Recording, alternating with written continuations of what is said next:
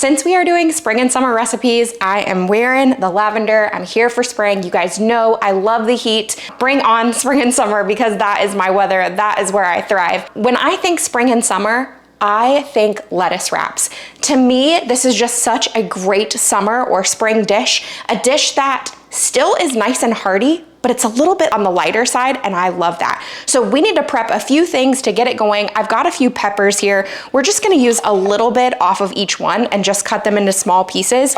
Now, traditionally, you probably only see red peppers in lettuce wraps, but I like to use them all because the more color, the better. So we're gonna just chop up a little bit. This is probably a fifth of a green pepper, and then I'll probably use a fifth of, I don't know if I'm gonna use the yellow at all. We might just use the orange. We've got quite a bit going on here. And you've probably noticed that we do not typically use an entire pepper in one recipe. I'll just cut up what we need and then use it again for the next night or whatever it is that we need it in. So we are just prepping the vegetables at this point. I do have some rice cooking over in the rice maker, and this time I made the rice just with bone broth. So it's just bone broth and a little bit of salt. But in the past, when I've made lettuce wraps, I have done coconut milk in the rice, and it is fantastic. All right, so that's about all we need for the peppers. I have a carrot here. I'm gonna go ahead and peel this, and then we're gonna get out the cheese shredder so we can shred it up real nicely. If you're new here and you haven't seen this before, this is my cheese shredder, and typically we buy cheese in like 5-pound blocks and shred it ourselves. But another thing that it is wonderful for is carrots. It's great for zucchini. If you're making zucchini bread, love it for that.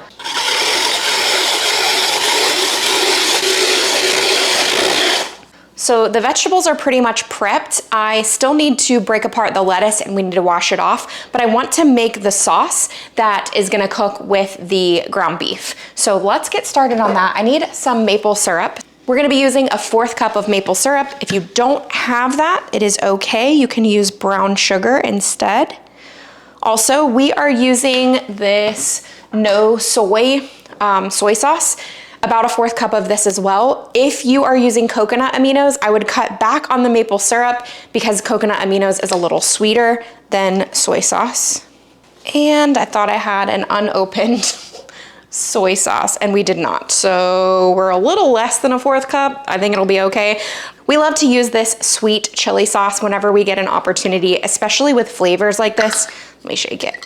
I'm gonna add, I don't know, just a couple tablespoons, but I love the flavor of that. A little bit of red pepper flakes. If you want some heat, now if you don't want heat, you can leave, ooh, that's actually a lot. That's okay though. Was talking and not paying attention to how much I was putting in there. The red pepper flakes, obviously the more you add with the red pepper flakes, the spicier it's gonna be. If you want more heat, add more. 2 teaspoons of rice vinegar, about 2 teaspoons. And a little bit of oil. You can use sesame oil if you want. We just usually use avocado oil. That's only a teaspoon. And then I'm gonna add some tapioca flour. You can use arrowroot. That is such a hard word for me to say. Arrowroot flour. We're using tapioca flour. Cornstarch is fine. Maybe about 2 teaspoons of this. So that's actually probably about 2 teaspoons there. Let's mix this together. You want a nice mix, but you're gonna mix it again right before you pour this over your beef. We're using a butter lettuce, and I need to go ahead and take everything off and rinse the lettuce and pat it dry before we head over to the stove, because once we start cooking, this comes together really fast. Add a little bit of oil to the pan that you're gonna be cooking in, and let's get that hot. For this recipe, we're gonna be using some ground beef from Good Chop. You guys know how much we love our Good Chop boxes that come. We're gonna be adding in 1 pound of ground beef, and this is an 80-20. All right, I do have my heat on a medium-high, and we just need to saute this. I do wanna add a little bit of salt while this is cooking, and then we'll add in a few other flavors. Okay, just a pinch, just to season it up while it cooks. All right, so we have our beef nice and cooked. Add in some minced garlic, and I am adding about a clove, maybe a little more.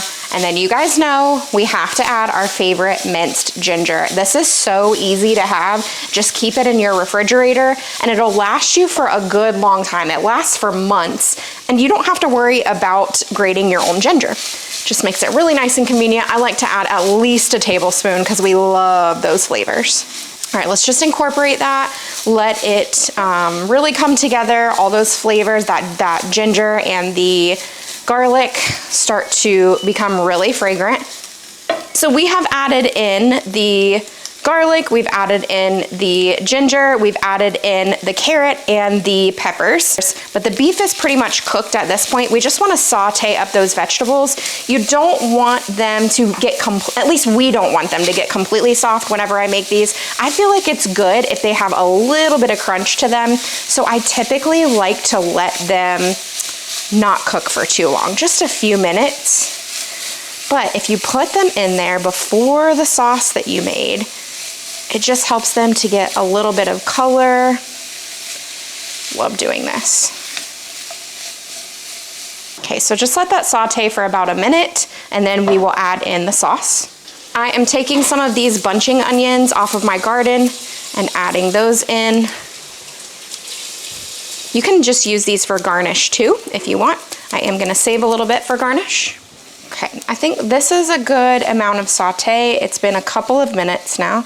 Hello, that's a huge onion. Let's cut that one up.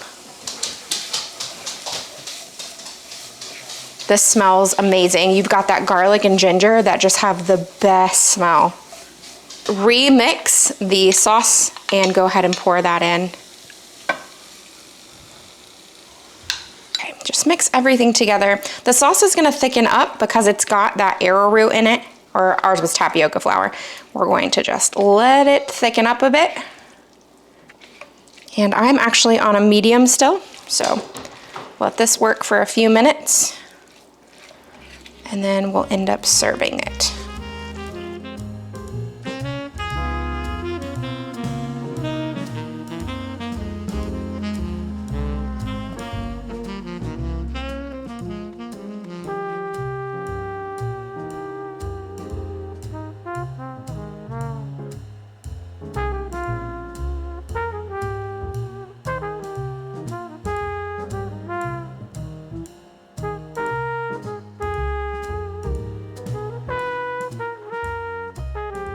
I'm a huge fan of these. Now, if you don't love the idea of lettuce wraps though, you can just take it and put it all into a bowl. So you've got your rice with your beef mixture on the top, and then you just have a great bowl option.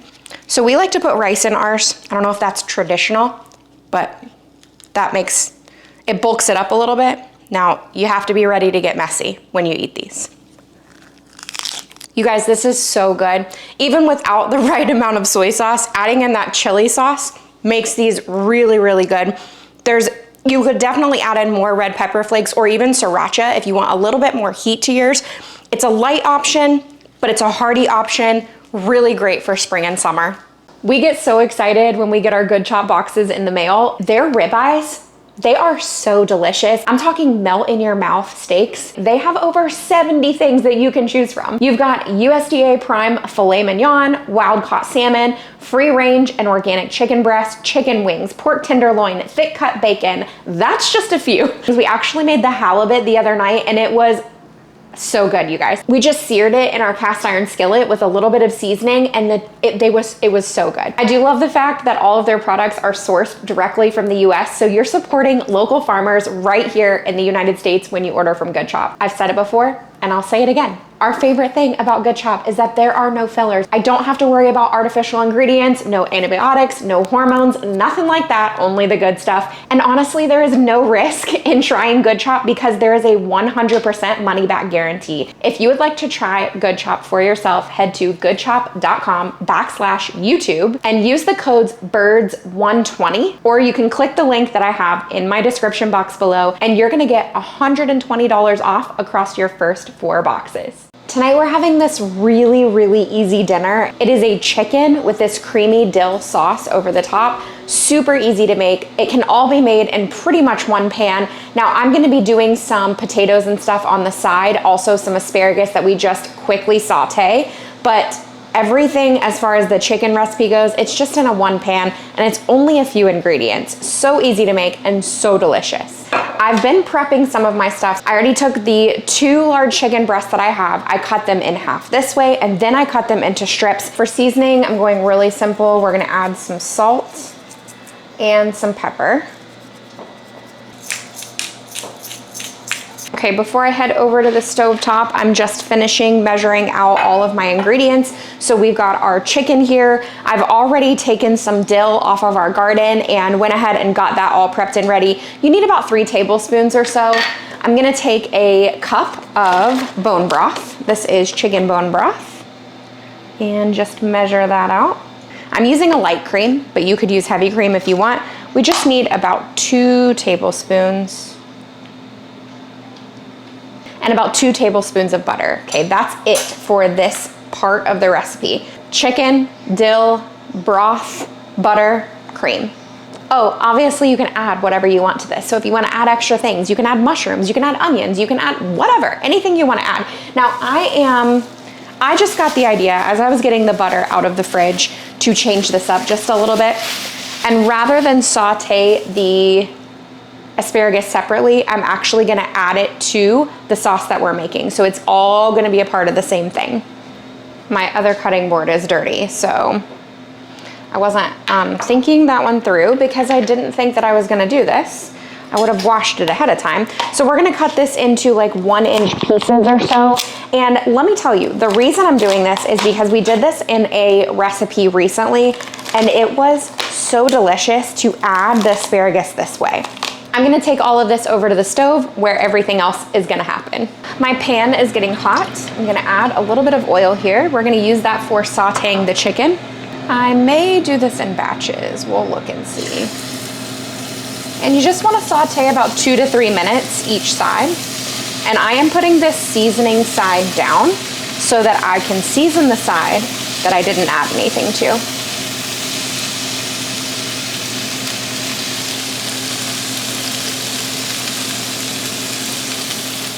Okay, this chicken is done, so I am going to transfer this to a plate. The other one is already in there. Check and see if I need to add a little more oil to the pan. We have had these pans for about 4 years, and we've had another pan for about 12 years. We started washing all of them with the same detergent, and I think it ruined the pans. Not a fan of that, because the 12-year-old pan suddenly started sticking at the same time that these started sticking. I never had an issue before. We're gonna saute the asparagus quickly. I'm gonna add a little bit of broth, even though this is for the sauce we're making, just to help soften these up a bit. We're gonna let these cook for about 2 to 3 minutes or so until they start to soften up. Also, that helped to release some of the stuck on bits at the bottom, which is perfect. I'm changing this recipe up a little bit, as you guys saw. The next step, the chicken broth actually needs to simmer over on the stove for about 10 minutes and reduce by half anyway. So I'm gonna go ahead and pour all of that in there and just let it reduce with the asparagus, cooking the asparagus at the same time. Okay, so my heat is on a medium right now. We're just gonna let this work. The broth is gonna start to simmer and then it will reduce. Then we can add in the rest of our ingredients. Okay, it's been a little less than 10 minutes. I'm gonna turn my heat down to low and pour in that cream. Mix that together. I'm gonna add that chicken back in.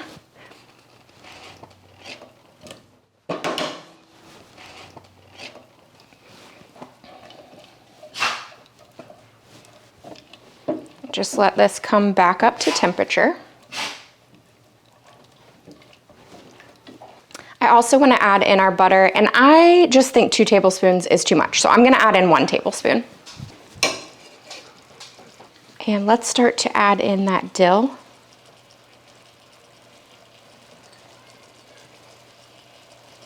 Now I know the recipe doesn't call for this, but I kind of want mine to be a little more saucy. So I'm gonna add in some Greek yogurt and just make a little bit more of a sauce out of it. Greek yogurt and dill work really well together.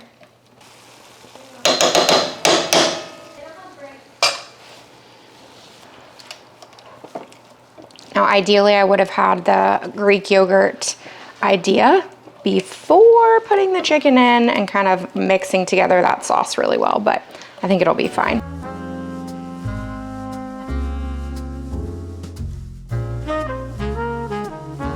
Let's give this a try, see how those flavors are. That tastes light and refreshing. I love that dill. The asparagus also adds to the lightness of it. The sauce is really good. This is very, very good. It feels like a summer or a spring dish. That is delicious. I'm actually really pleasantly surprised by this one. We are gonna make some honey chipotle chicken tacos. So delicious, really easy to make too. There's a lot of spices in this, but don't let this scare you just because it's a lot of ingredients, because you just dump everything into the crock pot. It's a lot easier than you might think based on the ingredient list. I'm starting with some chicken stock, chicken broth, whichever you prefer, about a half cup. And you guys know I don't typically measure all these type of ingredients, especially when I'm doing, this is meant for like more of a cooking with and marinating thing, and at the end making a sauce. You don't have to worry about it quite as much. Just a few tablespoons of honey, so maybe 2 to 3. And the sweeter you would like it, add more honey. We're going to add in some of this ancho chili powder, at least a teaspoon, probably more like a teaspoon and a half. We need some tomato paste, and I could have sworn that I already had tomato paste in the freezer, frozen, because you know you never use a whole one of these, but apparently I didn't. So we're gonna use 2 tablespoons, then I will pack away what we don't use. That's right at about 2. Let me just start to kind of mix this together. We're gonna add a lot more, but just so that things start to combine. I'm gonna add a little bit more broth. Even though we're only using 1 pound of chicken thighs, I like a lot of broth because I wanna make a good amount of sauce later. Because the sauce is that's what makes it, okay? Add the juice of about 1 lime. Let's go a little more. About 2 teaspoons of paprika. Come on, 2 teaspoons paprika. There we go. We're starting to get a really good looking sauce here. Now, if you want some extra heat, throw in just a touch of cayenne, sriracha, some sort of hot sauce, whatever it is that you like. Toss that in there, and that's gonna give you a little more heat to the recipe. Now, everything else is about a teaspoon. So I'm gonna add some chili powder. Oh my goodness, this one, every time. About a teaspoon of cumin, which you guys know is a favorite. Some garlic powder, again, teaspoon. Onion powder. And oregano. Now we have to add in some salt to taste. Stir this together, this sauce. Y'all, it already smells amazing and we haven't even started cooking. So we're gonna put our chicken thighs right in here, into this sauce that we've made. I'm gonna cook mine on high for 3 to 4 hours. You can do low for 6 to 7 hours. It's 1:45. So we need to go with the high option. I am probably gonna stir this occasionally just to make sure that all the chicken gets coated in this wonderful sauce.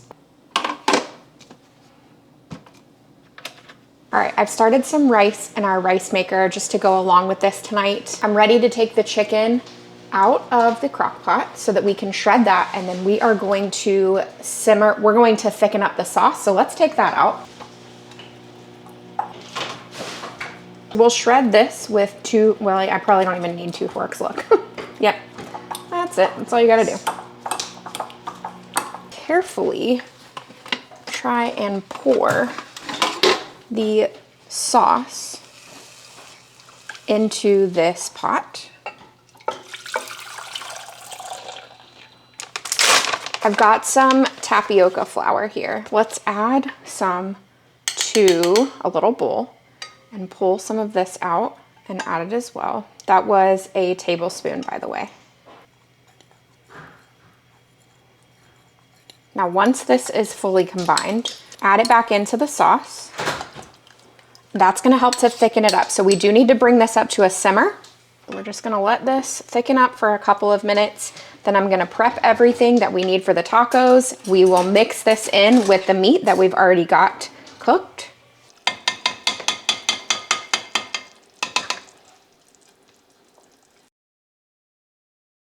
We're mixing together the sauce and the chicken. I do think that it needs a little bit of salt. I just tasted it. The flavor is awesome, but I do feel like a little bit of salt will help to bring out all those awesome flavors.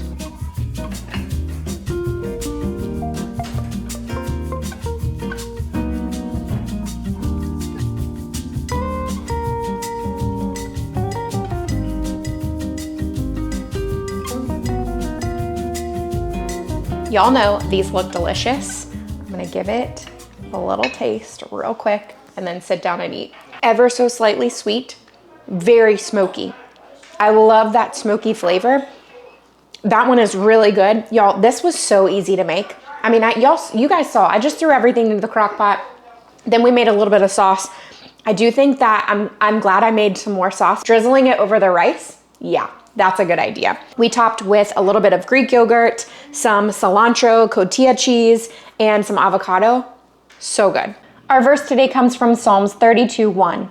Blessed is the one whose transgressions are forgiven, whose sins are covered.